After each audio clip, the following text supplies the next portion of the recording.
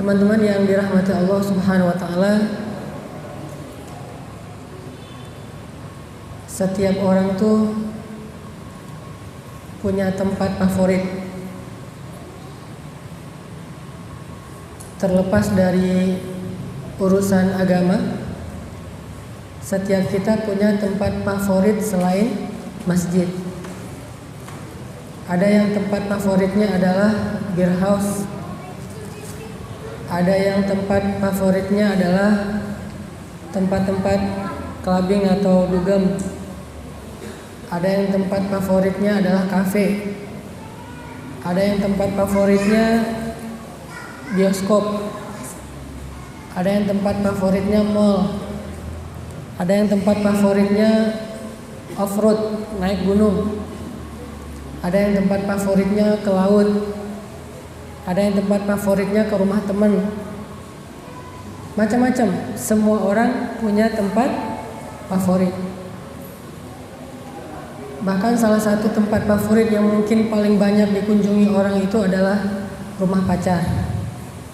Itu tempat favorit banyak anak muda sekarang. Sampai dia daftarkan rumah pacarnya itu di Google Map.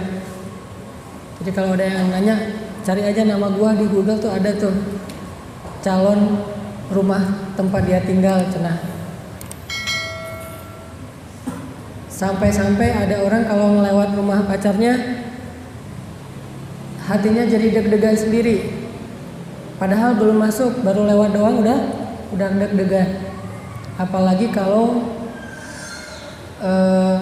lagi ngecengin, lagi ada perasaan cuman belum berani mengutarakan, itu biasanya lebih deg-degan. Kalau udah diutarakan sedikit berkurang deg-degannya. Dan katanya kalau udah dihalalkan lebih nggak deg-degan lagi. Jadi awal muncul pas ngecengin mah deg-degan pisan, deg-degan banget. Pas udah diutarain ternyata diterima, berkurang beberapa persen deg-degannya. Pas udah halal malah jadi nggak deg-degan, jadi biasa aja, flat. Ini perlu dipertanyakan, perasaannya karena Allah atau karena nafsu. Yang jelas rumah orang yang dia cintai itu favorit buat dia. Kalau misalnya orang yang dia sayang, yang dia cintai itu suruh jemput, mau macet, mau hujan, mau nggak punya kendaraan, cuma bisa minjem motor temen, wah nggak ada penghalang. Karena cewek yang dia kecengin itu bilang, aku pengen keluar tapi nggak ada yang jemput, dijemput sama dia. Mau rumahnya dari sini, misalnya ke Bandung, dia jalanin tuh 3 jam, pokoknya jemput aja. Pernah nggak ngerasain jadi kayak orang gila gitu, tanpa batas? Jadi orang yang ketika ngelakuin sesuatu itu nggak ada penghalang.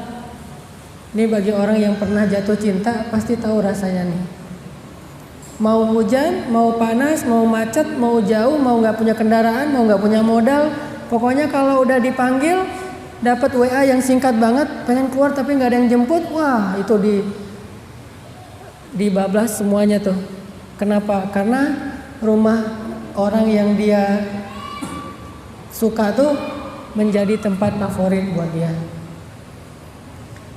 Kalau punya kenangan, setiap kali lewat tempat yang dulu mungkin mereka sering datang ke sana, sering nongkrong di sana, terngiang-ngiang lagi masa lalu gitu ya. Ini saking bapernya dengan suatu tempat. Kan kita pernah tuh baper dengan satu tempat, baper dengan satu aroma parfum, baper dengan satu jenis musik. Ada satu lagu kalau kita dengar baper banget. Kenapa? Dulu lagu itu kita dengar pas lagi baper-bapernya terhadap seseorang.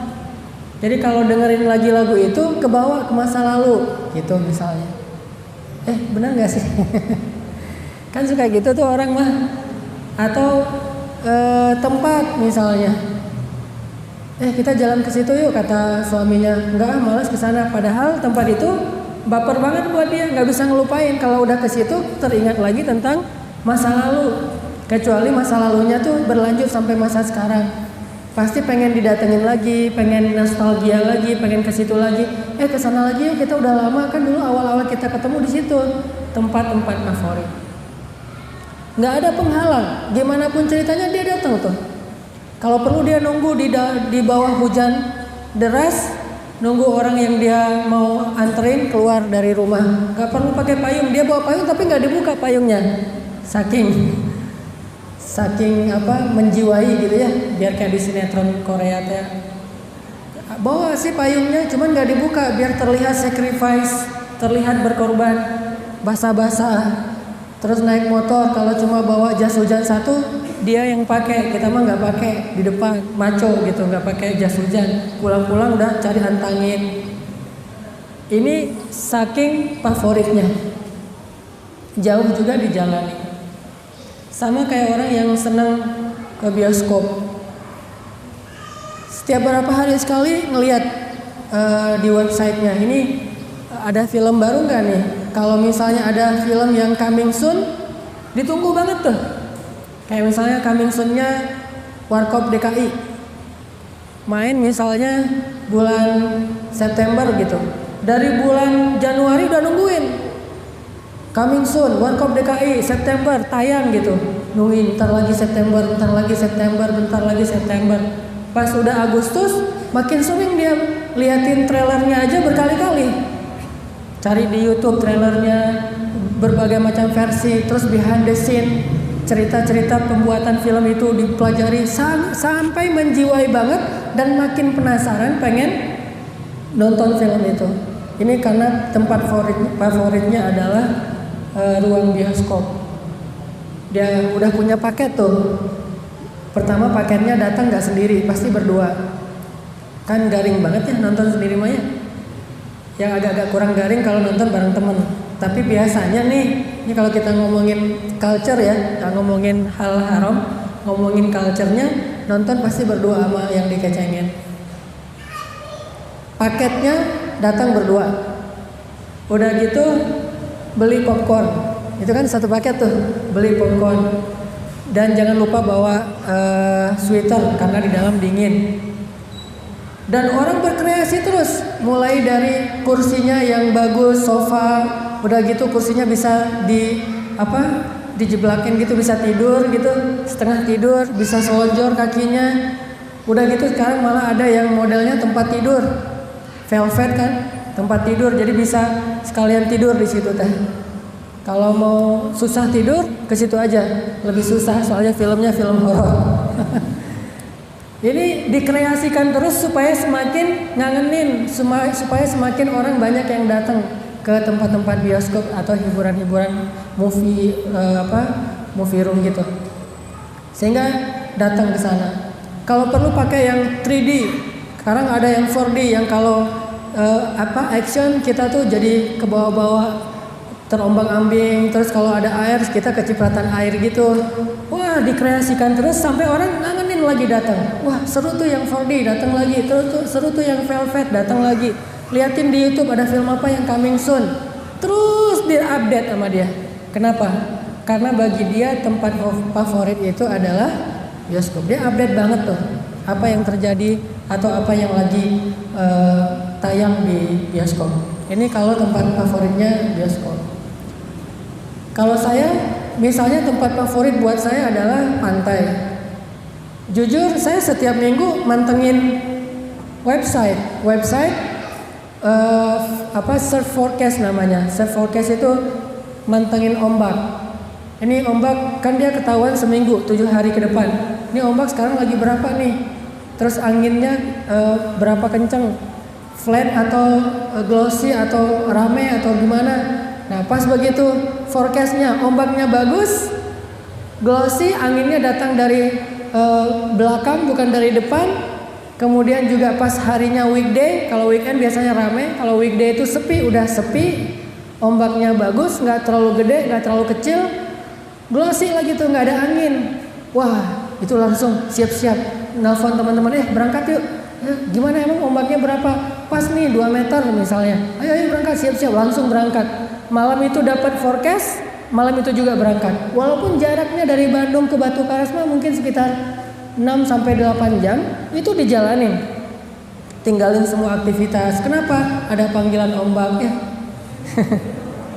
Hayya ala surfing gitu kan. ayo kita surfing. Wah, berangkat. Udah ada panggilan ombak teh. Sama teman-teman. Dan satu paketnya apa kalau surfing mah? Sama, berangkatnya nggak mau sendiri. Asiknya kan rame-rame. Jadi berangkat pasti ngajak teman. Kalau nggak ada teman nggak jadi berangkat. Biasanya asiknya tuh satu paket rame-rame, ngajak teman minimal berdua. Jadi bisa ngobrol sambil nunggu ombak, sambil paddling misalnya berangkat. Sampai di sana harus bayar tempat nginep di sana mah. Satu tempat nginep satu malam misalnya 300.000 nggak masalah. Dan makan patungan misalnya, nggak masak beli terus patungan makan bareng. Dan paket yang lain itu biasanya suka bawa drone, itu satu paket tuh. Karena agak-agak mubazir, surfing nggak bawa drone, jadi nggak bisa pencitraan akhir zaman kan. Kan ada program pencitraan nih, pencitraan akhir zaman. Jadi udah satu paket bawa teman, bawa drone, bawa pilotnya. Udah gitu sampai di sana nanti paket lain kalau orang yang kurang beriman, paketnya adalah kehidupan malamnya. Siangnya surfing, malamnya bisa jamur. Jadi kalau nggak ada ganja mah ada jamur yang memang sama-sama bikin ya fly juga. Bisa jamur, bisa ganja, bisa segala macam, minimal banget minum. Itu paketnya. Ini bagi yang senang pantai. Kalau yang senang misalnya off-road gitu, apalagi musim-musim yang nggak terlalu banyak hujan, wah ini enak nih, kita ke gunung mana, akhirnya ngajak teman-temannya nyiapin segala macam motor atau mungkin sepedaan atau apapun, yang jelas dia ke gunung 5 hari di gunung. Ada yang touring jauh misalnya sampai sebulan. Ini bagi yang senang tempat-tempat yang unik. Ada juga yang senang dengan mall. Mantengin apa tuh? Mantengin diskon. Ada yang kayak kalau di supermarket itu kayak midnight sale misalnya. Jadi ada midnight sale, dia mantengin terus. Oh lagi ada diskon. Setiap lewat mall itu pasti menoleh. Padahal sehari 2 kali tuh lewat mall, pas berangkat kerja sama pas pulang. Tapi noleh lagi, dan itu udah kayak otomatis gitu nolehnya. Sama kayak saya ya, kalau ngelewat warung mie Aceh itu pasti noleh. Tadi dari Depok ke sini mah dapat 2 tuh warung mie Aceh. Nggak sengaja noleh aja mah mie Aceh. Udah otomatis tuh. Cuman nggak boleh berhenti, soalnya di sini ditunggu jam 4 jadi nggak bisa berhenti. Biasanya asal lewat kayak saya pulang ke rumah nih. Jalan yang menuju ke rumah saya itu ada 2 tempat warung mie Aceh gitu. Istri saya selalu bilang gitu, lihat ya bentar lagi ada yang noleh. Bener noleh, asal lewat situ noleh lagi. Padahal ya itu juga. Sama kayak misalnya seorang perempuan yang senang mungkin dengan barang-barang diskon, apalagi kalau diskonnya lagi diskon barang branded, wah itu noleh sehari 2 kali. Itu wajib tuh. Belum yang sunahnya ya. Itu yang wajibnya sehari 2 kali noleh. Lihat, oh belum diskon. Sore belum diskon. Besok belum diskon. Terus saja kayak gitu. Memperhatikan. Begitu ada diskon, langsung datang. Wah diskon tuh. Pulang langsung ganti baju balik lagi misalnya. Sama kayak kemarin misalnya lagi diskon brand-brand olahraga. Adidas diskon 50%. Nike diskon 50%. Kalau yang senang yang tadi, Rip Curl, Quicksilver, apa misalnya Roxy, diskon 50% all item gitu. Wah, pasti ramai-ramai datang karena dipantengin terus. Kapan diskon? Soalnya kalau nggak diskon agak-agak lebar, sayang mau dibeli. Begitu ada diskon langsung datang ngantri kalau perlu. Sampai ada beberapa kafe ya, beberapa outlet itu diskonnya itu saking harganya tinggi, terus pas diskon orang ngantri sampai dijatah. Ngantri 1 jam udah lewat. Setelah itu tutup dulu. Begitu udah masuk close. Biarin orang di dalam beli-beli dulu, udah selesai dikasih waktu 30 menit. 30 menit beres. Buka lagi yang ini udah keluar, masuk lagi, close lagi 30 menit kayak gitu sampai malam dari pagi. Itu orang berbondong-bondong datang terhadap satu outlet yang lagi diskon. Terus dipantengin. Ini orang yang senang dengan belanja. Pertanyaannya, bagaimana dengan masjid? Apakah kita punya semangat ke masjid seperti semangat laki-laki yang lagi ngecengin cewek tadi tanpa hambatan? unlimited, kapan aja, sejauh apapun halangannya datang tuh, dan sampai deg-degan. Ini bentar lagi mau waktunya misalnya ke rumah dia atau waktunya having date misalnya, itu udah mulai deg-degan dari siang, udah gonta-ganti OOTD gitu. Terus udah nih parfum yang mana mau pakai, ceweknya juga bingung nih, harus satu style kan, pink semua. Misalnya malam ini malam pink beauty, wah dari ujung rambut sampai ujung kaki pink, sampai lipstiknya juga pink, kacamata pink, eyeshadownya pink berjalan gitu. Wah udah siap banget. Apakah kita punya semangat kayak gitu ke masjid begitu mendekati waktu azan? Bentar lagi mau sholat nih, udah siap-siap, udah langsung bajunya yang bagus. Apa kata Allah, pakailah perhiasan kalian ketika menuju ke masjid. Dan tidak mungkin seseorang itu akan menggunakan pakaian yang terbaik dia kecuali itu adalah ekspresi perasaan dia. Itu nggak bisa dipaksain. Walaupun nggak wajib ya pakai baju yang harus selalu terbaik ke masjid. Yang penting mah bersih, suci, yang penting kan ya. Cuman ekspresi orang kan beda-beda. Ada yang ekspresinya masjid mah santai aja, udah aja, sambil mampir, sambil lewat juga bisa mampir. Ada yang kalau ke masjid mah istimewa, kemana-mana dia bawa sarung sama peci, sama baju koko kemana-mana tuh. Kalau perlu baju koko yang anti lecek, yang kalau udah dilipat-lipat juga tetap rapi gitu. Dia bawa kemana-mana dalam tasnya. Ada yang ekspresinya kayak gitu. Ada yang udah syar'i pakaiannya tetap bawa mukena, plus bawa parfum. Kalau yang laki-laki mah bawa parfum 1000 bunga. Begitu bawa siwak lagi tuh. Kan paketnya tadi kan ada paket tuh. Kalau ini paketnya sebelum berwudu siwak, udah gitu wudu, udah gitu pakai parfum, udah gitu nanti paketnya adalah sholat sunnah, sholat qobliyah atau sholat tahiyatul masjid, baru sholat wajib. Apakah semangat kita itu paketan atau kita minimalis? Bukankah kalau kita ke gedung bioskop kita ngambil paket? Pertama bareng dengan seseorang, kedua beli popcorn, ketiga bawa sweater, keempat dipantengin terus film-film terbaru, atau kita kesana terserah deh film apa aja. Nih gimana nih kalau orang ke bioskop? Jarang banget yang ke bioskop terserah deh film apa aja. Terus datang sana bawa air sendiri, airnya diisi di rumah, kan jarang banget tuh. Air aquanya diisi di rumah, udah gitu popcorn mah nggak bawa cemilan sendiri yang murahan. Itu jarang, biasanya satu paket. Pasti nonton dengan makan popcorn.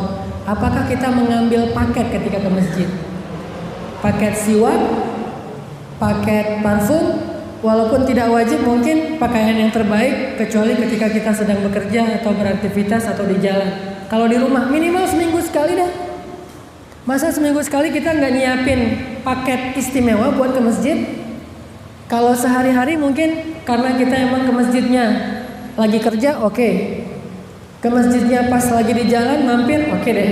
Tapi kalau seminggu sekali hari Jumat, saya kira butuh juga kita ngambil paket. Oh hari ini saya mau ke rumah Allah nih, tempat favorit, mandi dulu. Jadi jam 10 tuh udah mandi. Dari pagi udah potong kuku. Kemudian jam 10 udah mandi, udah bersih-bersih. Setelah itu cari baju yang paling rapi, yang udah disetrika. Kalau perlu setrikanya pakai molto gitu, udah wangi gitu ya. Pakai sarung atau mungkin pakai jubah, pakai sorban walaupun bukan ustadz. Kalau takut dipanggil ustadz, pakai sarung aja sama baju koko, pakai peci Soekarno. Paket yang lain bawa siwak. Kalau perlu wudunya di rumah siwak dulu atau sikat gigi. Setelah itu wudu, setelah udah beres pakai parfum, jalan ke masjid, bawa sajadah. Itu satu paket. Pas masuk ke masjid, sebelum masuk ke masjid sedekah dulu, satu paket. Udah selesai sedekah, masuk ke masjid, tahiyatul masjid dulu, satu paket. Udah gitu tilawah, zikir, istighfar dan seterusnya menjelang azan sholat Jumat. Ini satu paket. Kalau kita nggak bisa ngasih paketnya per hari, minimal kita tanya sama diri kita ngambil nggak sih paket itu dalam seminggu sekali? Kalau enggak mungkin ada yang perlu kita introspeksi dengan suasana hati dan iman kita. Apakah benar masjid itu sudah menjadi tempat favorit kita? Kayak tadi saya kalau ke pantai paketnya bawa drone, bawa temen, nyiapin segala kebutuhan. Kalau perlu, kalau yang punya papan sendiri pasti dia bawa wax. Wax itu lilin untuk diolesin di atas papan biar nggak licin, bawa wax. Kemudian kalau yang nggak pakai drone pun bawa GoPro-nya udah ditaruh di ujung papan atau dia pakai di kepalanya. Belum lagi berbagai macam, ada wetsuit misalnya, dia pakai baju untuk basah dan segala macam, udah satu paket tuh. Apakah kita mengambil paket-paket itu ketika kita ke masjid sehingga mengekspresikan betapa bahagianya kita kalau ke masjid? Kalau nggak bisa setiap hari, minimal sehari sekali. Kalau nggak bisa setiap waktu ya, minimal sehari sekali pas waktu subuh mungkin. Yang insya Allah ngambil paketnya lebih gampang, soalnya bukan dalam suasana beraktivitas. Atau waktu maghrib mungkin pas udah pulang kerja jam 5, siap-siap langsung ke masjid, habis mandi wangi ke masjid pas maghribnya. Atau kalau nggak bisa pun setiap hari, minimal banget seminggu sekali.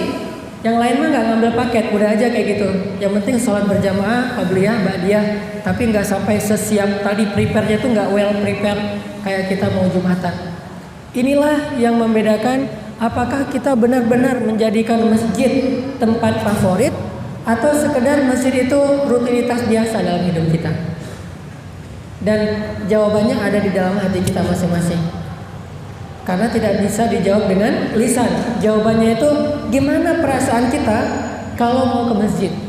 Biasa aja, atau seneng, atau terpaksa, atau mungkin ada perasaan-perasaan yang lain. Itulah yang akan membedakan mukmin dengan orang yang imannya biasa-biasa aja. Maka dari itu coba kita renungkan firman Allah tentang ke masjid ya, yang paling populer mungkin surat At-Taubah ayat 18. Itu salah satu ayat tentang ke masjid yang paling populer. Surat At-Taubah ayat 18. Allah berfirman, A'udzu billahi minasy syaithanir rajim. Innama ya'muru masajidallahi man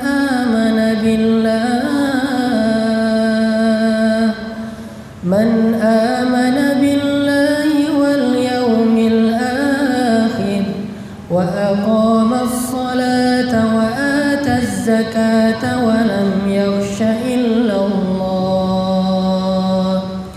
fa'asa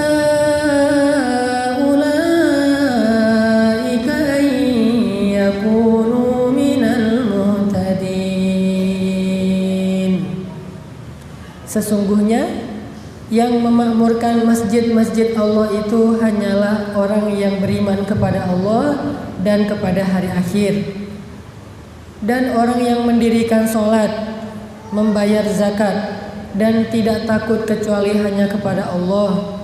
Maka mudah-mudahan mereka itulah yang akan menjadi orang-orang yang mendapat petunjuk. Shadaqallahul adzim. Ini ayat tentang ternyata kita kalau mau tahu kita ini beriman apa enggak, salah satunya lihat perasaan kita. Coba rasain gimana perasaan kita kalau ke masjid. Gimana perasaan kita kalau taklim. Kalau ke taklim kita semangat jauh-jauh. Tadi ada yang cerita jauh-jauh datang macet-macet hanya pengen ikut taklim. Mudah-mudahan kita bersaksi dia adalah orang beriman. Udah mantengin nih, kalau di Instagram Ustadz A, Ustadz B, Ustadz C segala macam. Kita pantengin terus. Ustadz ini ada di mana sekarang? Ustadz ini ada di mana sekarang? Terus aja dicari. Kayak kita mantengin ombak atau mantengin coming soon, film-film terbaru. Judulnya apa? Penasaran, pengen datang ke dalam taklim-taklim para ustaz, para ulama. Berarti dia orang yang memakmurkan masjid. Ada iman di dalam hatinya. Dan kalau kita termasuk orang kayak gitu, bersyukurlah terhadap nikmat iman yang Allah berikan kepada kita. Karena ini gak bisa dibuat-buat, gak bisa dipaksain. Kaki boleh melangkah dengan terpaksa. Mungkin fisik boleh duduk di masjid karena terpaksa. Kebetulan lagi istirahat di masjid ada taklim. Kebetulan lagi renovasi masjid ada taklim. Mungkin bisa, tapi perasaan hati gak bisa dipaksa. Rasa nyaman dan tidak nyaman itu gak bisa dipaksain. Sehingga kalau hati kita ngerasa nyaman di dalam masjid, berarti kita punya ciri-ciri orang beriman. Harus bersyukur, alhamdulillah sekarang dikasih rasa nyaman. Dulu mah boro-boro ke masjid, dengar azan aja males.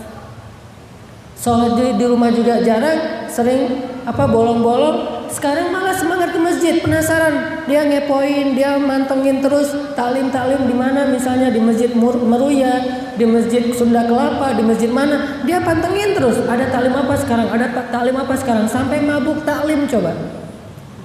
Ini kan berarti punya perasaan yang gak bisa dibuat-buat nih. Dan itu harus disyukurin. Sebagaimana firman Allah di surat Al-Hujurat, walakinna Allah habbaba ilaikumul iman wa zayyanahu fi qulubikum wa karraha ilaikumul kufra wal fusuqa wal isyan ulaika humur rasyidun. Akan tetapi Allah lah yang menjadikan kalian cinta kepada keimanan, dan Allah menjadikan rasa cinta itu terasa indah di dalam hati kalian. Itulah orang-orang yang mendapat petunjuk. Fadlan minallahi wa ni'mah, dan itu adalah anugerah, gift dari Allah Subhanahu wa taala. Enggak bisa dibuat-buat. Sedangkan kalau hati kita ngerasa belum nyaman di dalam masjid, maka kita harus banyak-banyak istighfar. Harus banyak-banyak minta ampun kepada Allah. Dan memang itulah jawaban paling jujur bahwa hati kita tuh masih lemah imannya, atau bahkan mungkin hampir tidak ada iman. Karena Allah mengatakan innama ya'muru masajidallah man aman. Yang mau memakmurkan masjid-masjid Allah, yang ngerasa nyaman di masjid Allah itu cuma orang yang beriman. Kalau enggak mungkin akan merasa nyaman.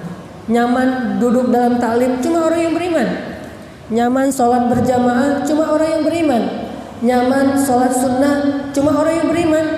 Nyaman itikaf cuma orang yang beriman. Nyaman tilawah dan zikir cuma orang yang beriman. Kalau yang lain nyamannya karena lagi renovasi masjid, nyamannya karena kebetulan masjid itu tempat untuk ngampar, untuk tidur-tiduran, untuk duduk istirahat mah kayaknya terasnya asik nyaman nih. Kalau itu bukan memakmurkan masjid, tetapi mendatangi masjid. Kalau memakmurkan masjid, amalannya sholat, amalannya sedekah, amalannya zikir, amalannya tilawah, amalannya tarbiyah atau ta'lim, amalannya itikaf, amalannya dakwah, amalannya bahkan jihad. Kalau ini yang membuat kita merasa nyaman di dalam masjid, insya Allah kita perlu bersyukur karena itu nikmat, gift dari Allah Subhanahu wa taala. Innama ya'muru masajidallahi man aman. Udah gitu kita bandingin rasa nyaman ini dengan yang tadi, gedean mana? Bukan nggak boleh kita senang dengan tempat-tempat favorit tadi ya, kecuali beer house atau clubbing itu oke lah, itu tempat-tempat yang dilarang. Tapi kalau sekedar kafe, sekedar mall, sekedar laut, sekedar hutan dan seterusnya, tempat-tempat yang masih mubah, boleh-boleh aja kita favorit ke tempat-tempat kayak gitu. Tetapi lebih gedean mana nih perasaan excited kita antara ke masjid dengan tempat-tempat tadi? Gedean mana? Bagi yang senang jalan-jalan, lebih excited mana nih? Jalan ke rumah Allah atau jalan-jalan? Bagi yang senang ke kafe, lebih excited mana nih? Nongkrong di kafe atau itikaf di masjid? Dan jawabannya tetap yang paling jujur itu kita paling sendiri masing-masing yang tahu. Orang lain nggak tahu karena jawabannya itu istafti qalbak, tanya kepada hatimu. Hati yang bisa menjawab. Jadi bukan nggak boleh ke tempat-tempat yang masih mubah tadi ya, cuman nggak boleh tempat itu lebih membuat kita excited daripada masjid. Kalau ini yang terjadi berarti tingkat keimanan kita masih lemah. Jadi mau mengukur diri kita mukmin gampang, ukur aja perasaan excited kita kalau di masjid dengan di luar masjid. Kalau sama udah mending nih.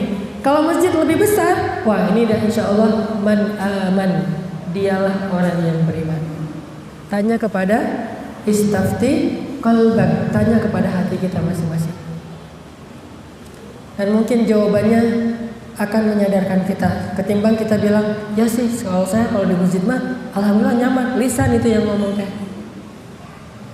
Lihat aja saya nyaman di masjid. Itu fisik yang menjawab. Jangan tanya fisik, jangan tanya lisan, tanya hatinya.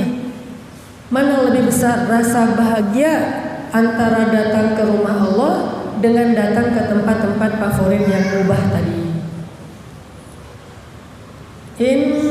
Innama ya'muru masajidallahi man aman. Itu udah klop tuh. Udah kayak gitu emang sunnatullahnya.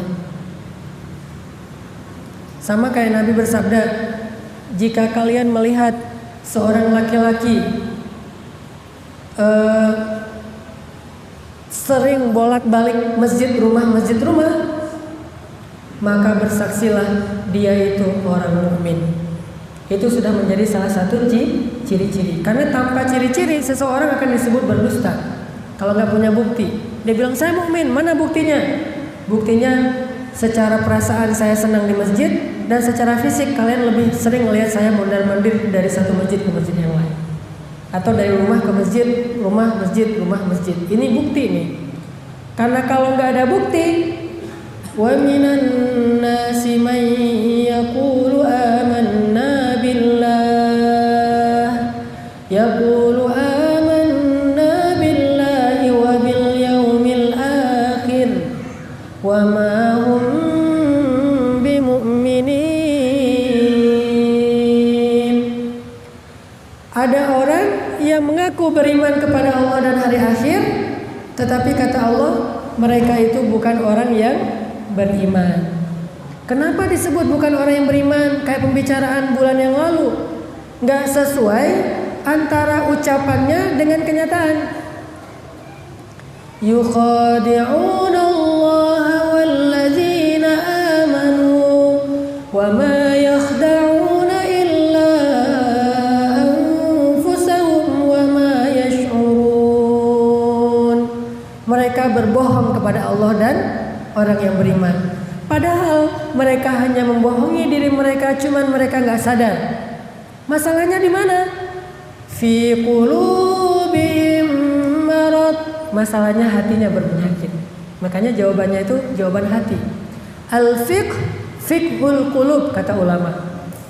Pemahaman yang paling tepat itu, yang paling jujur, pemahaman hati.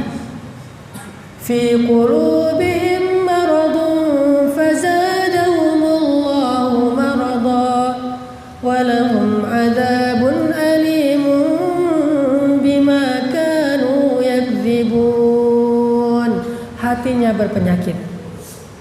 Dan salah satu ciri hati berpenyakit, gak betah di dalam masjid. Kayak anak kecil, mah pulang yuk. Ini berarti kalau anak kecil masih wajar karena belum ada taklif, belum ada beban hukum. Gak boleh kita bilang, anak saya ini munafik. Gak boleh. Anak kecil usia 7 tahun, mah pulang yuk. Kamu jangan kayak orang munafik, ngajak pulang aja. Enggak, itu mah anak kecil. Karena kalau belum baligh, dia belum kena beban taklif. La yukallifullahu nafsan illa usaha. Salah satu maknanya adalah baligh. Anak kecil nggak mau sholat, wah dasar kamu nih munafik misalnya. Anak kecil dikasih amanah berkhianat, tuh ciri munafik tuh. Di antara 3 ciri. Namanya anak kecil mah biasa kayak gitu-gitu mah. Tapi kalau udah balik kayak kita, apalagi udah matang nih ilmu dan mentalnya, udah dewasa, masih merasa tidak betah di dalam masjid. Bukan nggak betah karena alasan yang dibolehkan. Ada orang yang nggak betah kenapa? Soalnya di rumah banyak kerjaan. Oke. Kenapa nggak betah? Sebentar lagi suami mau pulang, saya belum nyiapin makanan. Oke. Kenapa nggak betah? Soalnya saya mau nyelesain urusan teman saya dan dia butuh saya segera datang. Oke. Itu syar'i. Itu a'dzar yang dibolehkan, uzur-uzur yang syar'i. Tapi kalau nggak betahnya subjektif, saya nggak senang taklim, mending saya streaming aja deh di rumah sambil tiduran. 1. Sholat kan nggak harus di masjid, bisa di rumah. 2. Ngapain sih lama-lama banget di masjid? Udah aja kita jalan deh kemana gitu kan, bisa menikmati hidup juga di luar sana. 3. Kalau alasannya bukan karena uzur, hanya emang nggak nyaman berada di dalam masjid, maka kita perlu muhasabah diri. Fi qulubihim maradun fazadahumullahu marada Bukan untuk menilai orang lain, karena orang lain kita harus husnuzon. Iltamis li akhika alfa udhrin. Carilah untuk saudaramu 1000 alasan. Jangan sampai kita ngajak teman kita, talim yuk, di mana? Di masjid. Oh, nggak bisa sekarang, Wah, munafik nih. Enggak, jangan langsung menjudge orang lain. No judgment. Tidak boleh menjudge orang lain. Kalau ke orang lain kita pakai tasamuh. Kita toleran. Kita husnuzon. Oh, mungkin dia lagi ada kerjaan. Oh mungkin sampai 1000 alasan. Kalau nggak sanggup bikin 1000 alasan, mending nggak usah macam-macam mikirin tentang orang lain. Udah aja mikirin diri sendiri. Kalau ke orang lain tasamuh, kalau ke diri sendiri tasyaddud. Itu Umar tuh. Kalau ke orang lain dia tolerir. Kalau ke diri sendiri dia mah keras. Kita dibalik. Kalau orang lain keras banget, ke diri sendiri sayakan banyak alasan.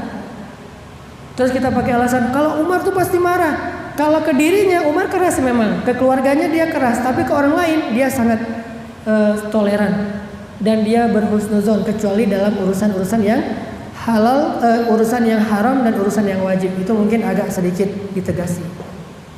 Makanya muhasabah diri kita tentang rasa nyaman kita berada di dalam masjid.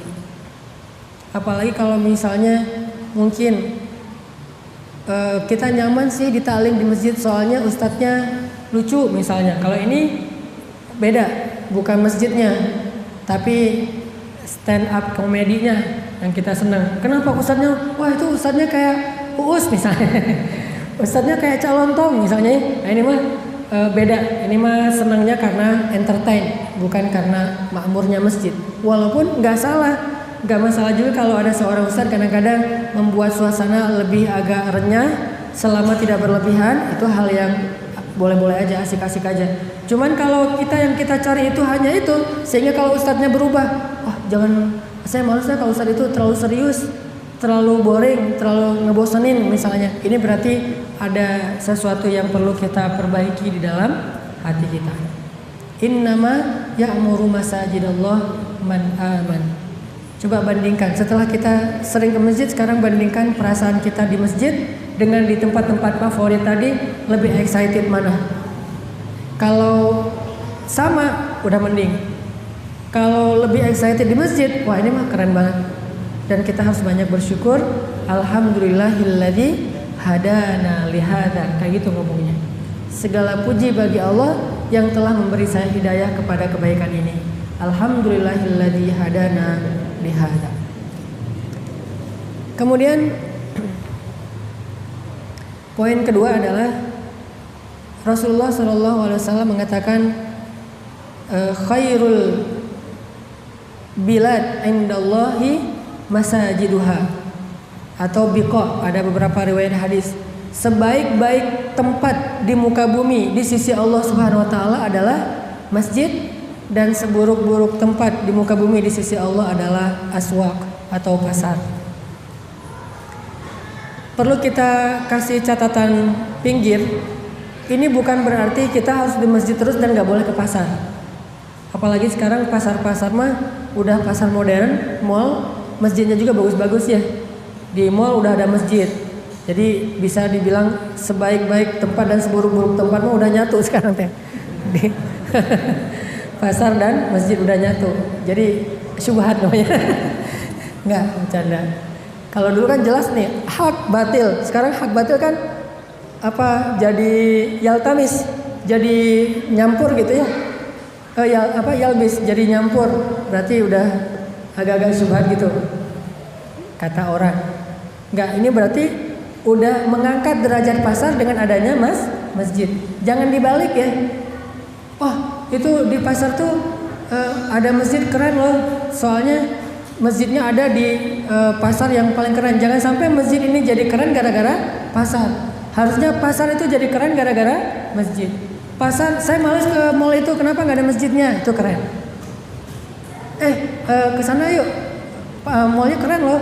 Tapi soalnya gimana? Ada kok, ada masjidnya di basement misalnya. Ini mah berarti masjid diangkat oleh pasar. Orang datang ke sana tuh gara-gara pasar. Masjid mah kebetulan juga ada di basement, ya udah.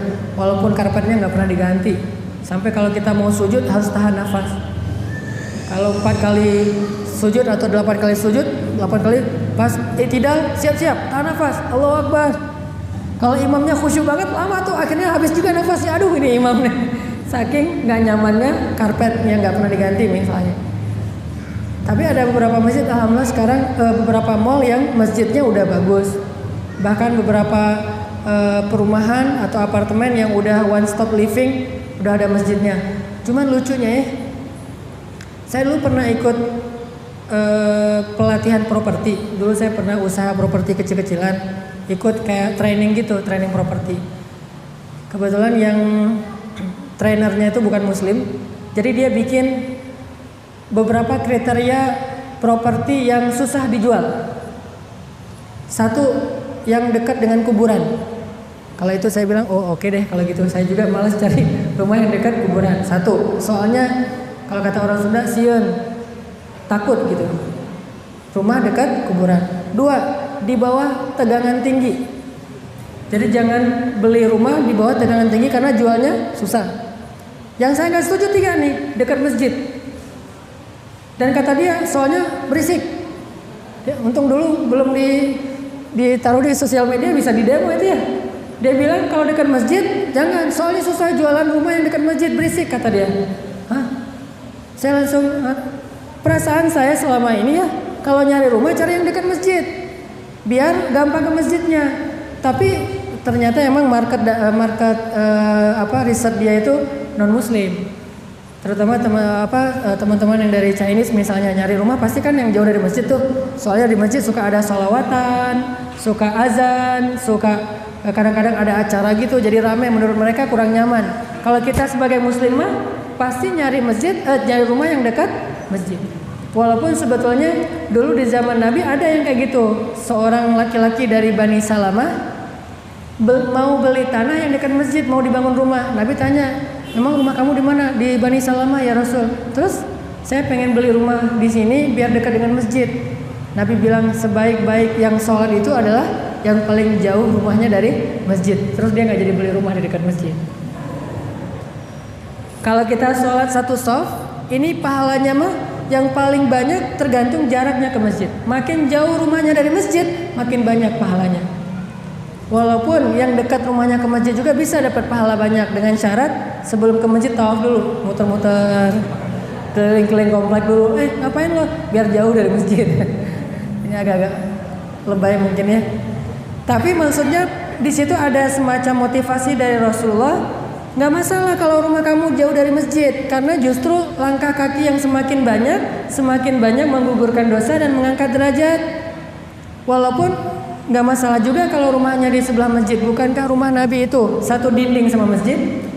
Rumahnya Aisyah di sebelah masjid. Jadi Nabi rumahnya di sebelah masjid.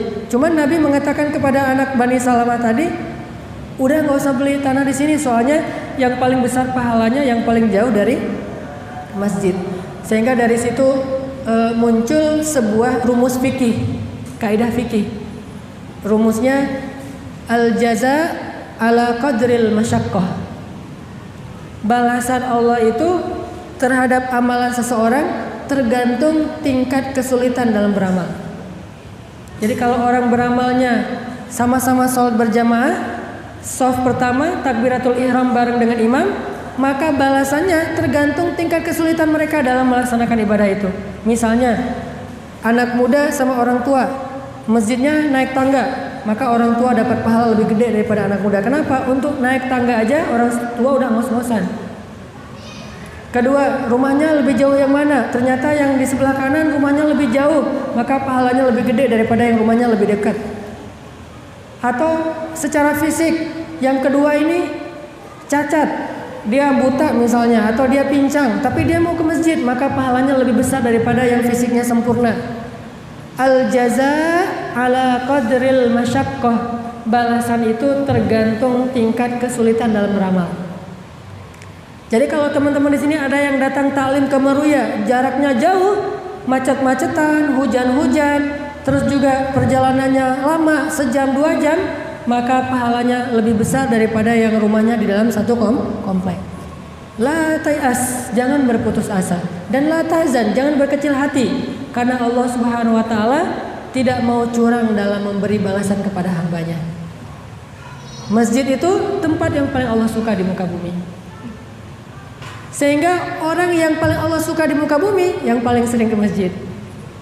Jadi analoginya ke sana. Kalau kita mau tahu siapa orang yang paling dicintai Allah di muka bumi, adalah orang yang paling sering ke tempat yang paling Allah suka. Dan tempat yang paling Allah suka itu adalah masjid. Kita boleh ke pasar, tetapi jangan sampai semangat kita ke pasar tadi lebih besar daripada ke masjid. Di situ nanti akan ketahuan kira-kira Allah kepada kita melihatnya dengan pandangan apa. Kasih sayang Allah kepada kita sebesar apa. Kita jadi orang yang levelnya di mata Allah derajatnya seperti apa? Istimewa, VIP, VVIP, atau economic class, atau biasa aja? Tergantung sesering apa kita ke rumah Allah Subhanahu wa taala. Makin kita sering memakmurkan masjid, maka itu akan mengangkat derajat kita di hadapan Allah Subhanahu wa taala menjadi orang-orang yang istimewa. Makanya Allah Subhanahu wa taala berfirman tentang masjid yang pertama dibangun. Kalau kita baca surat At-Taubah juga, itu ada di ayat 108 ya, tentang bagaimana Allah cinta kepada orang-orang yang memakmurkan masjid, karena memang masjid ini tempat yang paling Allah cinta. Di ayat 108 itu Allah berfirman, La taqum fihi abada lamasjidun ussisa 'ala taqwa min awwali yawmin ahaqqu an taquma fihi fihi rijalun yuhibbuna an yatatahharu wallahu yuhibbul mutahhirin.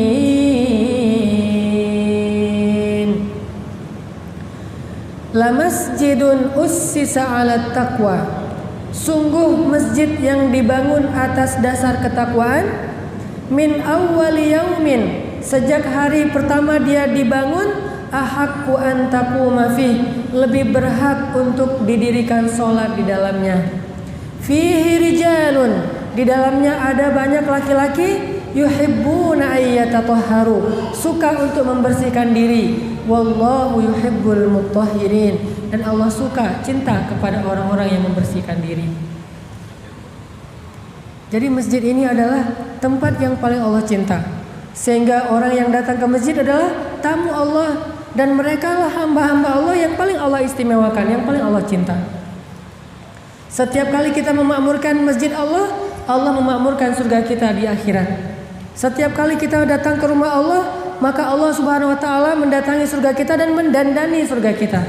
Setiap kali kita datang ke rumah Allah, setiap kali itu juga Allah menjatuhkan rahmat dan kasih sayangnya kepada kita. Dan kalau kita sering datang ke masjid, jadilah kita orang yang sangat dikenal oleh para malaikat dan penduduk surga, sehingga nama kita ditulis di lauhah. Lauhah itu spanduk-spanduk surga. Di dalam surga itu banyak spanduk.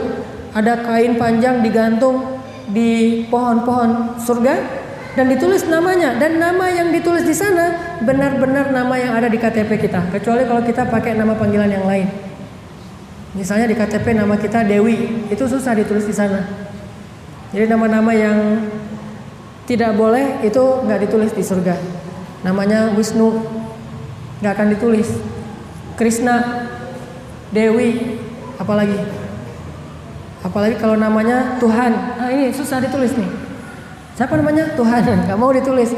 Namanya misalnya setan, iblis. Ini kan ada orang yang namanya kayak gitu saking ngefans ya. Kalau ini namanya harus diganti. Namanya misalnya KTP nggak bisa diganti, tapi ganti kunyah namanya. Ganti panggilan nggak masalah. Namanya Teh Dewi, panggilannya Aisyah. Nanti di surga ditulis Aisyah dalam kurung Dewi. Karena Allah tidak mau menyebut nama-nama berhala. Padahal Allah itu menyebut nama-nama hamba yang dia cintai. Bukankah hadisnya kalau Allah mencintai seorang hamba, Allah akan bilang kepada Jibril, wahai Jibril, sesungguhnya aku mencintai Fulan. Fulan itu nama di KTP kita. Maka cintailah dia. Sehingga akhirnya Jibril pun mencintainya. Lalu Jibril bilang ke semua malaikat, wahai para malaikat, sesungguhnya Allah mencintai fulan. Aku pun mencintainya, maka cintailah dia. Sehingga seluruh malaikat mencintainya. Lalu para malaikat turun ke bumi, memberitahu kepada seluruh makhluk bahwa Allah, Jibril, malaikat mencintai fulan, maka cintailah dia. Sehingga seluruh alam semesta mencintainya. Dan mereka mendoakan, ya Allah, ampunkanlah dosa si fulan. Ya Allah, rahmatilah si fulan. Ini kalau Allah cinta kepada seorang hamba, Allah banggakan dia tuh. Berkali-kali Allah nge-mention Jibril. Jibril, nih hambaku nih. Nge-mention malaikat. Malaikat, nih hambaku, followin dong. Di-follow sama malaikat. Tiba-tiba followersnya naik ribuan. Bukankah Allah menciptakan malaikat setiap hari? Dan di antara malaikat itu ada yang khusus diciptakan hanya untuk mendoakan hamba-hamba yang dicintai Allah. Cuma itu tugasnya. Kan ada malaikat yang tugasnya membawa rezeki dari Allah. Ada malaikat yang tugasnya mencabut nyawa. Ada malaikat yang tugasnya jodoh-jodohin, mak comblang gitu deh. Jadi malaikat ini kerjaannya nyari jomblo. Mana jomblo? Ini temuin gitu. Ini malaikat khusus nyari para jomblo. Terutama jomblo-jomblo fisabilillah dicariin sama dia. Ada juga malaikat yang tugasnya khusus, yaitu apa? Mendoakan orang-orang yang dicintai Allah. Jadi diciptakan, hari dia diciptakan, hari itu juga dia bilang, ya Allah, ampuni si fulan. Ya Allah, maafkan si fulan. Ya Allah, rahmati si fulan. Ada malaikat, dan setiap hari ada malaikat yang Allah ciptakan kayak gitu. Saking Allah cinta kepada hamba-hambanya dan ingin didoakan oleh lebih banyak malaikat. Mungkin dia nggak terkenal di bumi, bukan selebgram di bumi, tapi dia selebgram di langit. Nanti kalau di padang mahsyar ketemu sama malaikat, malaikat kan nggak pernah lupa ya. Sifat pelupa kan cuma manusia kan. Malaikat mah nggak pelupa. Jadi sekali ngeliat wajah kita di Instagram langit, itu malaikat langsung ingat tuh. Pas ketemu di padang mahsyar, kamu itu ya si fulan ya? Ya, wah kamu mah terkenal banget. Saya juga nge-follow kamu loh, sering nge-like kamu, sering apa. Malaikat mah gitu. Cuma dengan bahasa Instagram.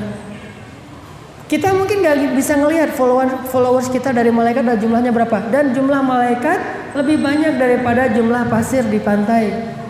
Banyak sekali. Setiap hari Allah menciptakan malaikat. Bahkan ada malaikat yang setiap hari diciptakan 70.000 malaikat. Tugasnya cuma satu, sujud. Hari ini ciptain 70.000, langsung sujud. Besok ciptain lagi 70.000, langsung sujud. Bayangin setiap hari 70.000 malaikat diciptakan. Tugasnya cuma sujud kepada Allah SWT. Dari dia lahir sampai dia dimatikan, kiamat, kerjaannya cuma satu, sujud aja kepada Allah. Ada malaikat yang kayak gitu. Makanya kalau manusia nggak mau sujud, bagi Allah tuh nggak ngaruh. Banyak makhluk lain yang yusabbihu lillahi ma fis samawati wa ma fil ard. Bertasbih, sujud kepada Allah. Nah ada juga tadi malaikat kerjaannya ngepoin manusia. Ada malaikat yang kerjaannya ngepoin? Ada.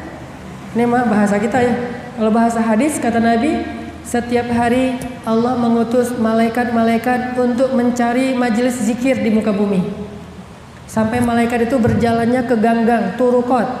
Kalau syawari', kalau jalan raya itu syawari'. Kalau turukot itu jalan-jalan kecil. Sampai malaikat itu masuk ke ganggang kecil, nyari mana majelis yang disebut nama Allah di dalamnya.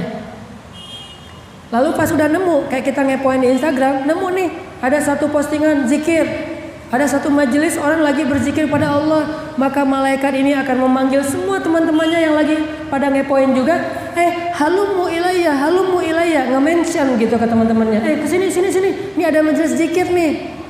Akhirnya semua malaikat mengurumuni majelis itu di masjid. Kemudian Allah bertanya kepada malaikat yang datang, kalian ngapain rame-rame di situ? Kalau bahasa kita mah. Kata malaikat, ini ya Allah, lagi ada sekumpulan orang menyebut-nyebut namamu, berzikir kepadamu, mengingat engkau ya Allah. Lalu Allah nanya dan Allah lebih tahu jawabannya. Kata Allah, apakah mereka pernah melihat aku? Kata malaikat, belum pernah ya Allah. Gimana kalau mereka sudah pernah melihat aku? Kata malaikat, pasti mereka akan terus menyebut namamu, gak akan ngapa-ngapain lagi selain berzikir ya Allah, saking takjub dengan kebesaranmu. Terus Allah nanya lagi, apa yang mereka minta wahai para malaikat?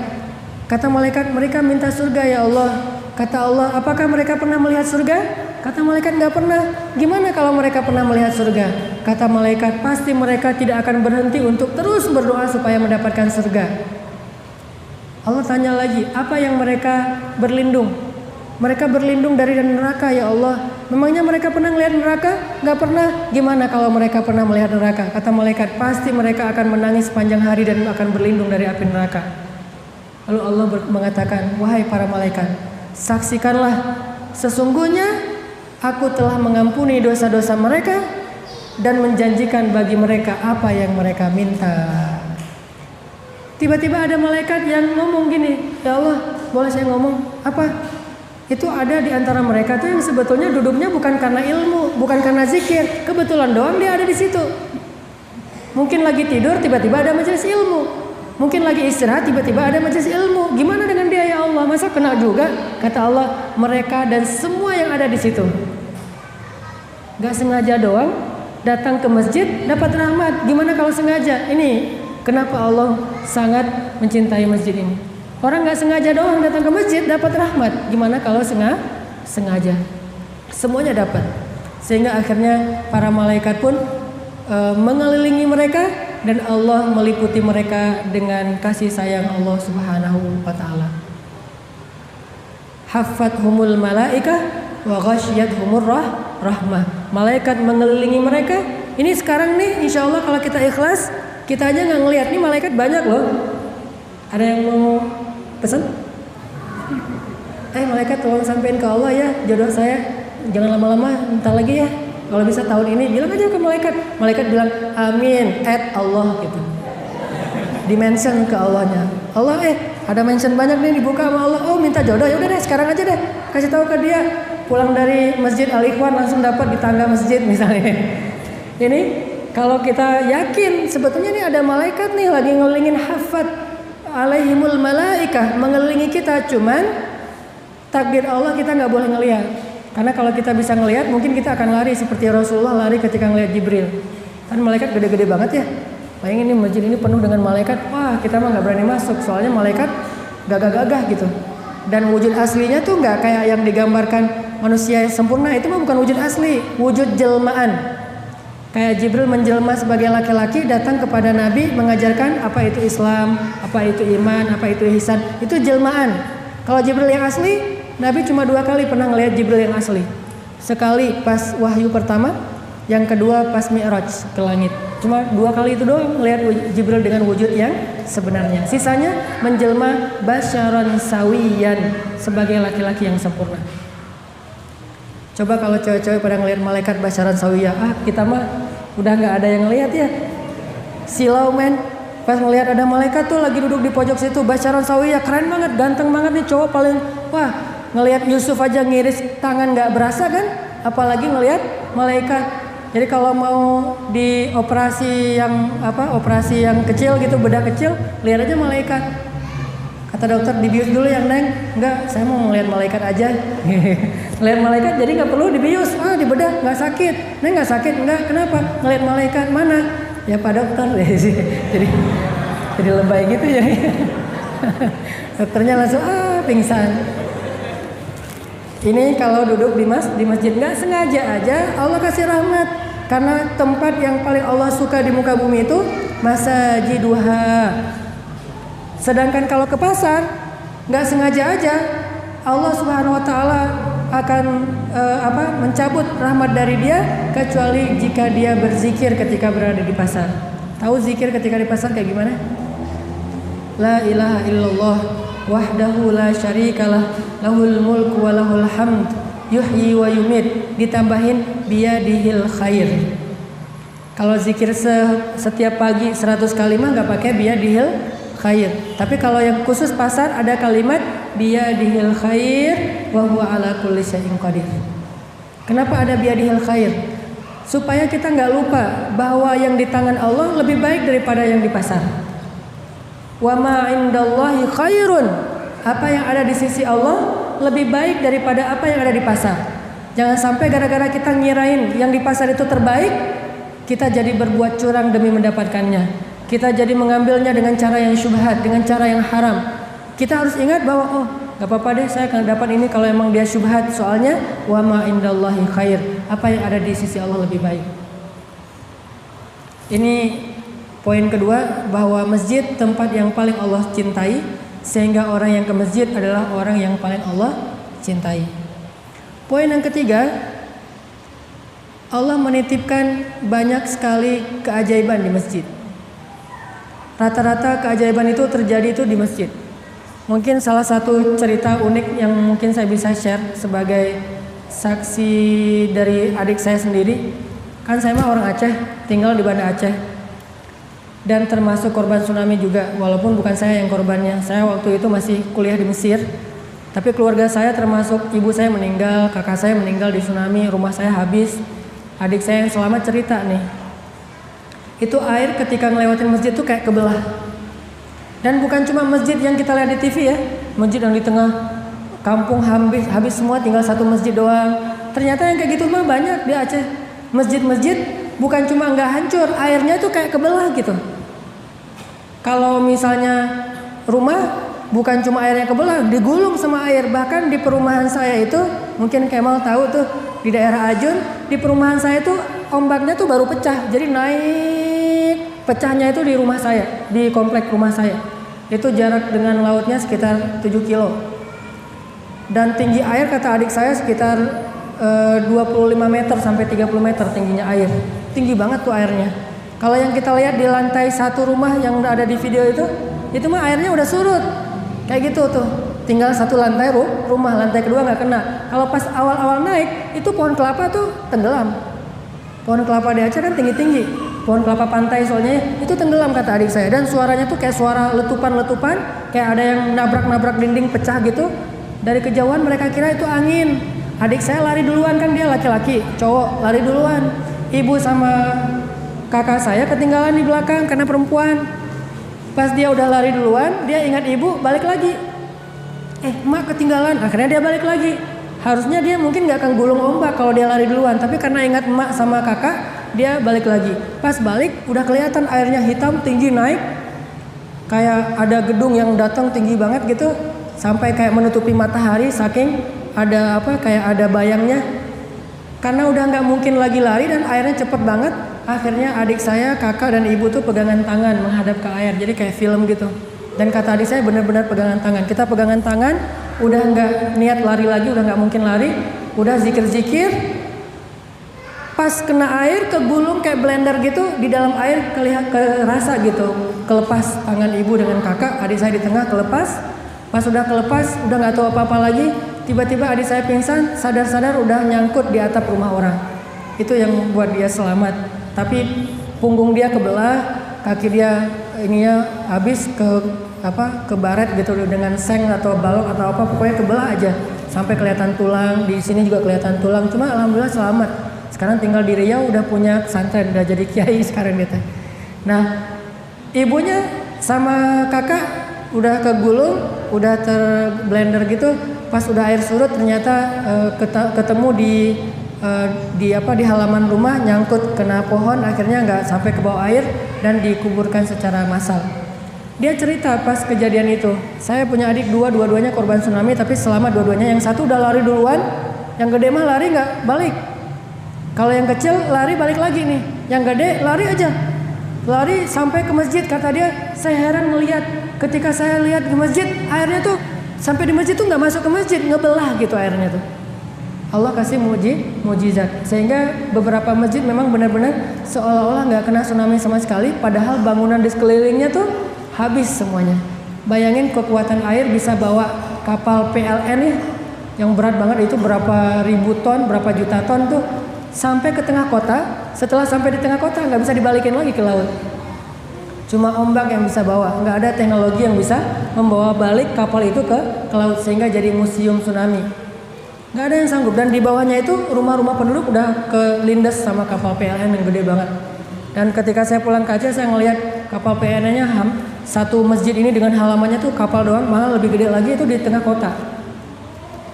Kekuatan air kayak gitu, tapi bisa bikin masjid yang terbuat dari, kan di sana mah banyak masjid yang terbuat dari papan, itu masih berdiri utuh loh. Ini keajaiban Allah SWT. Rumah habis, tempat-tempat ibadah yang lain habis, cuma rumah Allah Subhanahu Wa Taala yang berdiri kokoh, seolah-olah tidak disentuh oleh air sama sekali, ngebelah airnya. Ini artinya ada keajaiban di masjid. Sehingga siapapun yang menginginkan keajaiban dalam hidupnya, datanglah ke rumah keajaiban, rumah Allah Subhanahu wa taala itu masjid. Makin kita sering ke masjid, makin banyak keajaiban terjadi dalam hidup kita. Ada masalah, ke masjid. Tinggal di mihrab masjid. Nggak mau mendatangi istrinya. Beberapa belas malam, hampir 1 bulan nggak datang ke rumah istri-istrinya. Sampai akhirnya istri-istrinya khawatir, ini kita diceraikan apa enggak ya, kok Nabi nggak pernah mau datang ke kita lagi. Kita samperin nggak mau ngomong, diam aja Nabi mah di mihrab masjid. Ini keajaiban terjadi di rumah tangga Nabi gara-gara ke masjid. Akhirnya istri-istri Nabi termasuk Aisyah penasaran dan khawatir, jangan-jangan Nabi sudah menceraikan kita. Maka mereka pun mengutus Abu Bakar As-Siddiq. Ya Abu Bakar, pergilah ke Rasulullah, bujuklah Rasulullah, tanya ke Rasulullah apakah Rasulullah sudah menceraikan kami. Kalau tidak, datanglah ke rumah kami minta maaf. Akhirnya Abu Bakar datang ke Rasulullah. Rasulullah lagi berzikir di mihrab. Abu Bakar datang, ya Rasulullah, itu istri-istrinya lagi pada khawatir. Gimana tuh ya Rasul? Kata Abu Bakar. Rasulullah diam aja, nggak mau ngajak ngomong Abu Bakar. Diam aja. Akhirnya Abu Bakar balik lagi ke rumah istrinya, ke rumah anaknya istri Rasulullah itu Aisyah. Gimana ayah? Nggak ada jawaban dari Rasulullah. Makin khawatir. Abu Bakar aja nggak bisa ngebujuk Rasul. Sampai berkali-kali datang nggak berhasil. Akhirnya pakai Umar, ngelobi Umar. Hafsah yang datang, anaknya Umar. Ayah, bujukin Rasul dong. Umar kan marah kan? Kalian sih bikin masalah aja, bikin Rasulullah kecewa. Kalau Allah mau, Allah akan menggantikan untuk dia istri yang lebih baik daripada kalian. Turun tuh ayat surat At-Tahrim. Kalau kalian tidak bertaubat, Allah akan menggantikan untuk dia istri yang lebih baik, soleha, perawan, kan gitu ya. Persis kayak kata-kata Umar. Akhirnya Umar datang ke Rasulullah. Ya Rasulullah, bagaimana dengan istri-istrimu? Apakah engkau menceraikan mereka? Kenapa engkau tidak pulang ya Rasulullah? Rasulullah diam aja. Akhirnya Umar balik lagi ke rumah anaknya, marah-marah lagi. Balik lagi ke sini. Ya Rasulullah, gimana tuh? Baru kemudian Rasulullah membuka matanya dan memandang kepada Umar dan mengatakan, tidak wahai Umar, aku tidak menceraikan mereka. Langsung Umar takbir, Allahu Akbar gitu. Pas Umar takbir, kedengaran ke rumah istri-istri Nabi, mereka paham Umar tidak bertakbir kecuali gembira. Baru mereka mengatakan alhamdulillah, berarti Rasulullah belum menceraikan kita. Buktinya apa? Takbirnya Umar bin Khattab yang keras banget, Allahu Akbar, ternyata belum diceraikan. Akhirnya Umar balik lagi ke istri-istri Nabi dan menasihati mereka. Setelah beberapa belas malam baru Nabi kemudian mendatangi istri-istrinya, itu pun setelah turun ayat Al-Quran. Ini menunjukkan kalau ada masalah rumah tangga, ke masjid deh. Jadi kalau lihat ada yang lagi itikaf di masjid, biasanya lagi ada masalah di rumah. Kenapa ini Ganjar di masjid aja? Lagi ada masalah. Saya kadang-kadang suka dicurigai sama teman-teman di Al-Latif. Ustadz, biasanya nggak langsung itikaf habis salim, lagi ada masalah ya. Wah, ketahuan. Saya kalau lagi ada masalah itikaf di masjid, ketahuan sama orang-orang gara-gara materi ini nih. Soalnya kalau lagi ada masalah ke masjid. Dan saya ngebuktiin tuh kalau lagi ada masalah dengan pasangan, dan saya yakin tidak ada rumah tangga yang nggak pernah cekcok. Pasti ada. Jangankan rumah tangga kita orang biasa aja, rumah tangga Nabi soleh, istrinya soleha aja bisa berbeda pendapat. Itu wajar, hal yang wajar, bukan aib. Nabi aja yang lebih soleh dari kita dan istrinya lebih soleha dari istri kita, tetap aja ada masalah rumah tangga. Apalagi kita yang tidak sesoleh Nabi dan istri kita tidak sesoleh istri Nabi. Jadi wajar banget ada masalah rumah tangga. Dan saya ngerasain kalau lagi ada masalah dengan pasangan saya, ke masjid tuh. Ada masalah, wah nggak nyaman, langsung wudhu ke masjid, sholat sunnah 2 rakaat. Apalagi kalau pas lagi nggak nyaman, pas azan, ya udah ke masjid gitu. Lagi ada masalah, Allahu Akbar, Allahu Akbar. Oh iya ya, emang nih harus ke masjid nih. Datang ke masjid. Pas udah ke masjid doa, Rabbana atina min ladunka rahmah wa hayyi' lana min amrina rasyada waj'al lana min kulli dhiqin makhraja wa min kulli hammin faraja wa min kulli usri yusra. Masalahnya nggak bisa baca doanya, Ustaz. Hafal dulu doanya. Nanti begitu ke masjid, sholat sunnah 2 rakaat, sujud terakhir baca tuh doa. Apa arti doa itu? Ya Allah, beri kami jalan keluar dari kesempitan, beri kami kelapangan dari kesempitan, jalan keluar dari kebuntuan dan kemudahan dari kesulitan. Itu doa-doa yang luar biasa. Setengahnya diambil dari surat Al-Kahfi, setengah lagi ditulis oleh para ulama. Rabbana atina min ladunka rahmah wa hayyi' lana min amrina rasyada waj'al lana min kulli dhiqin makhraja wa min kulli hammin faraja wa min kulli usri yusra. Biasanya saya pulang ke rumah ada aja cara untuk bisa nyaman lagi dengan pasangan. Ada aja. Bisa caranya kedatangan tamu. Jadi tadi ke masjid doa sama Allah, ya Allah, saya emang nggak mau gini-gini amat sama pasangan, saya pengen yang nyaman lagi, ketawa-ketawa lagi. Soalnya kalau kayak gini mah, saya nanti disuruh tidur di sofa, Allah, kan gitu ya, curhat sama Allah gitu. Atau nanti nggak ada yang buatin kopi lagi, ya Allah, kalau bisa pulang dari masjid saya mah udah nyaman lagi dengan istri saya. Doa, pulang dari masjid tiba-tiba ada tamu, tamunya ngajak ngobrol, namanya ada tamu kan kita jadi ikut ngobrol tuh. Karena udah terlanjur ngobrol, pas tamu pulang udah biasa lagi. Ada cara kayak gitu. Atau bisa juga caranya anak nih. Tiba-tiba anak ngelihat ayah ibunya diam-diaman. Dia manggil saya Baba, manggil istri saya Umi. Baba lagi marahan ya sama Umi ya, diledekin, akhirnya digojok-gojokin gitu. Udah gara-gara diledekin sama anak kita ketawa lagi. Atau anak caper ngajak main bareng, Baba sini main bareng. Kayak misalnya Yahya 2 tahun caper ngajak main ayah dan ibunya. Akhirnya gara-gara main bareng sama anak jadi santai lagi. Atau anak ngajak keluar, udah lama nih nggak jalan bareng, udah lama nih nggak nonton misalnya. Ada film kartun bagus tuh untuk anak-anak, dia juga mantengin. Wah ada Baba nih, ada film kartun bagus nih. Kalau film kartun kan boleh kan kata Baba juga kan, nggak ada yang jorok-joroknya. Ya udah ayo nonton. Pulang udah santai lagi. Selalu ada cara dari Allah. Yang penting datang dulu ke Allah deh. Ada masalah dikit, datang ke masjid. Bahkan termasuk kalau kita ada masalah pengen cepat diberikan jodoh, masjid tempatnya. Bukan cari jodoh di masjid ya, bukan ngecengin, oh ada talim nih, lihat ke belakang deh, pura-pura pegal gitu, pegalnya ke belakang gitu. Kalau kayak gitu nggak akan dapat, soalnya ngelihatnya sekilas, dia harus lama ngepoin gitu ya. Nah, gimana caranya datang ke masjid dapat jodoh? Ya kayak cerita sahabat Nabi. Mungkin bagi yang pernah dengar ceramah saya yang sebelumnya, ada kisah Julaibib namanya. Ada seorang sahabat Nabi namanya Julaibib. Julaibib ini sahabat Nabi yang budak miskin dan fisiknya biasa banget. Kan kita nggak boleh bilang sahabat Nabi jelek ya. Tapi biasa banget. Nggak ada yang menarik dari Julaibib. Nggak punya harta. Nasabnya biasa, fisiknya juga biasa. Setiap kali dia datang ngelamar cewek, itu ditolak sebelum ngelamar. Udah nggak usah, udah tahu ya, balik lagi. Belum ngelamar juga udah ditolak. Kayak mau nge-follow Instagram, udah di-block duluan, nggak bisa masuk gitu. Saking nggak ada yang mau sama Julaibib, nggak ada cewek yang mau jadi jadi istri Julaibib, nggak ada bapak yang mau jadi mertuanya Julaibib. Bahkan budak aja nolak, apalagi orang merdeka coba. Akhirnya karena berkali-kali ditolak, Julaibib sedih. Balik ke masjid, duduk aja di masjid ngelamunin, kok nasib saya gini amat ya. Orang semuanya punya pasangan. Kalau lagi malam mingguan jalan berdua, saya mah sendiri aja misalnya ya. Ini jadi nelangsa gitu. Baper sendiri. Tiba-tiba Nabi datang di sebelah Julaibib terus bilang, "Julaibib, ada apa?" Kata Julaibib, "Ya Rasulullah, enggak ada tuh cewek yang mau saya jadiin istri. Tapi nggak apa-apa deh. Kira-kira Rasulullah kalau saya nggak dapat di dunia, di akhirat dapat nggak ya?" Udah mulai putus asa nih.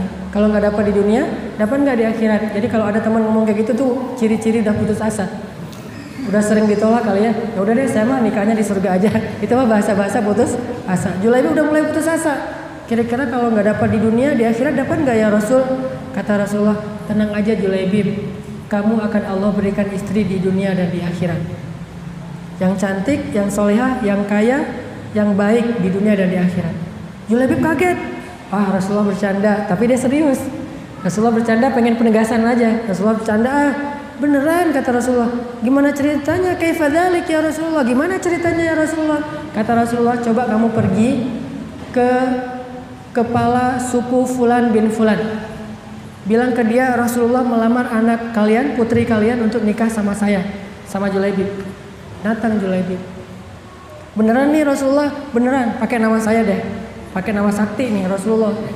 Assalamualaikum. Waalaikumsalam. Julaibib pembantu Rasulullah. Mangga masuk. Apa yang bisa kami bantu untuk Rasulullah? Nggak ada titipan salam dari Rasulullah. Oh ya, alaika wa alaihissalam. Ada apa Julaibib? Kata Julaibib, ini malu-malu mau ngomong gimana ya, saya susah mau ngomongnya gitu. Malu-malu gitu kan. Akhirnya Julaibib bilang, udah gak usah malu-malu, udah kayak orang lain aja, ngomong aja. Julaibib, ada apa tuh? Julaibib bilang, Pak, ini ada titipan dari Rasulullah. Titipan apa? Rasulullah ingin melamar anak bapak. Oh gitu? Untuk saya. Kalimat untuk sayanya nih yang bahaya nih. Kalau untuk Rasulullah mah siapa sih yang nggak mau jadi mertua Rasul kan? Rasulullah pengen melamar putri bapak. Untuk sayanya tuh ada spasi dulu, ada jeda. Bikin orang deg-degan udah semangat, jatuh lagi. Untuk kamu mau nolak langsung nggak enak. Ini mah utusan Rasulullah kan, pesanan Rasulullah. Mau diterima lebih nggak enak lagi. Coba gimana? Akhirnya mikir, oh gitu ya, beneran ini dari Rasulullah. Ya, kamu nggak lagi mimpi gitu. Beneran ini dari Rasulullah. Oh gitu ya. Ya udah dilanjut gini aja. Kamu tunggu ya. Saya pengen musyawarah dulu sama istri saya. Saya mau minta pendapat istri. Oh boleh pak. Tungguin dia di ruang tamu. Dia ke belakang nih si bapak. Mama sini mah. Musibah. Ada apa pak? Wah ternyata ada Julaibib di depan. Emang kenapa dengan Julaibib? Ya dia datang bawa Nabi lagi tuh. Bawa Nabi gimana? Rasulullah suruh kita menikahkan putri kita dengan Julaibib. La haula wala quwata illa billah. Langsung tuh untung gak bilang innalillahi wa inna ilaihi raji'un ya. Masih bilang la haula wala quwata illa billah. Gimana tuh pak? Ya gimana ya? Cara nolaknya yang baik-baik biar Rasulullah gak tersinggung. Rame di belakang. Akhirnya putrinya keluar mendengar suara ibu bapaknya rame. Pak, ma ada apa kok rame-rame? Kata sini dulu nak. Ada apa? Ini ada Julaibib di depan. Julaibib yang mana? Itu pembantu Rasulullah. Oh ya, emang kenapa? Dia datang bawa pesan Rasulullah. Pesannya apa? Rasulullah memesankan supaya engkau dinikahkan dengan Julaibib. Dia kemudian mengatakan, oh gitu? Terus kenapa? Ya, ini bapak sama ibu lagi musyawarah. Musyawarah apa pak? Lagi mikir gimana caranya. Ma'azallah kata perempuan ini. Ma'azallah itu kalau bahasa kita auzubillah. Auzubillah apa? Wahai ayah, wahai ibu, apakah ayah dan ibu masih bermusyawarah tentang perintah Allah dan Rasul? Maksud kamu? Kenapa kita masih menunda-nunda untuk memberi jawaban ya? Padahal ini perintah Allah dan Rasul. Masih mikir? Bukankah kalau Allah dan Rasul sudah memerintahkan kita bilang sami'na wa ata'na?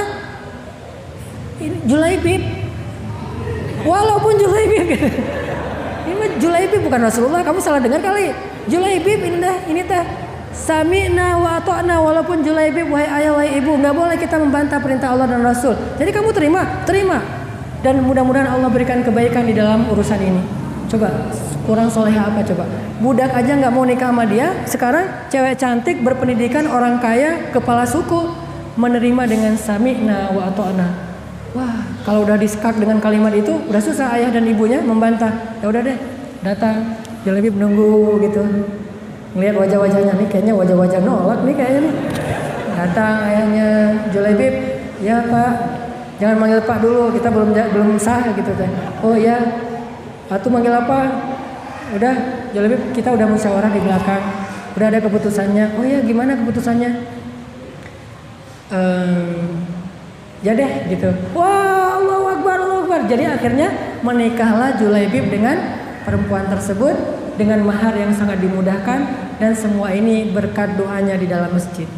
Ada masalah ke masjid. Jadilah Julaibib 2016. Apalagi kalau kita ngerasa modalnya kurang nih. Jangankan cewek cantik, kayaknya yang biasa-biasa banget yang kalau kita lihat di Instagram cantik banget, pas lihat aslinya berubah gara-gara hasil editan Photoshop. Ternyata yang beneran cantik juga insya Allah bisa diberikan oleh Allah untuk dunia dan akhirat. Udah cantik, solehah pula, bidadari banget deh. Bidadari dunia dan akhirat. Insya Allah siapa yang mengharapkan endless love dan true love, tempatnya di masjid. Apalagi cewek yang memang dia nggak bisa seperti laki-laki yang mencari ya. Kalau perempuan kan menunggu, nah nunggunya di masjid aja. Setiap ada waktu sholat nunggu di masjid. Enggak, maksudnya banyak-banyak meminta kepada Allah. Ini poin ke berapa sih? Keempat ya. Ketiga, bahwa di masjid Allah kasih banyak keajaiban. Mudah-mudahan dengan demikian kita jadi tahu apa sih asiknya ke masjid.